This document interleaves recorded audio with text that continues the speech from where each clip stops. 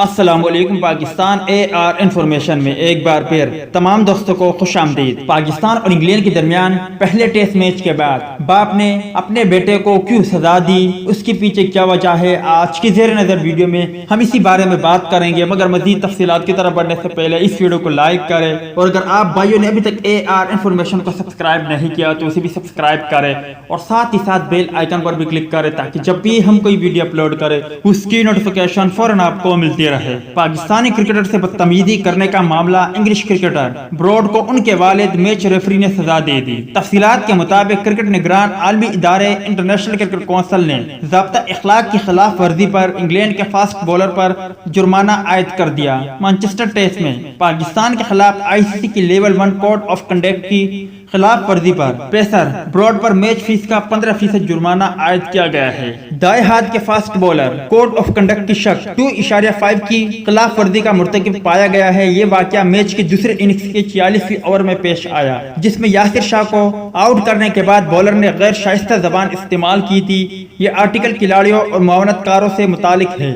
جس میں بد زبانی، ایکشن اور نازیبہ اشارے شامل ہیں، جو کہ انٹرنیشنل میچ میں کھلاڑیوں کو جارحانہ رد عمل پر اکسانے کے لیے استعمال ہوتے ہیں۔ اس عمل پر براڈ پر ان کے والد اور ریفری کرس براڈ نے جرمانہ عائد کر دیا۔ اس کے علاوہ براڈ کے انضباطی ریکارڈ میں ایک ڈیمیرٹ پوائنٹ بھی شامل کیا گیا ہے، کیونکہ گزشتہ 24 ماہ کی مدت میں یہ تیسرا جرم تھا، جس کی وجہ سے مجموعی ڈیمیرٹ پوائنٹ 3 ہو گئی ہے۔ براڈ نے اپنی غلطی کا اعتراف کرتے ہوئے عائد کردہ جرمانے کو قبول کیا ہے، جس کے بعد باضابطہ کوئی سماعت کی ضرورت نہیں رہی۔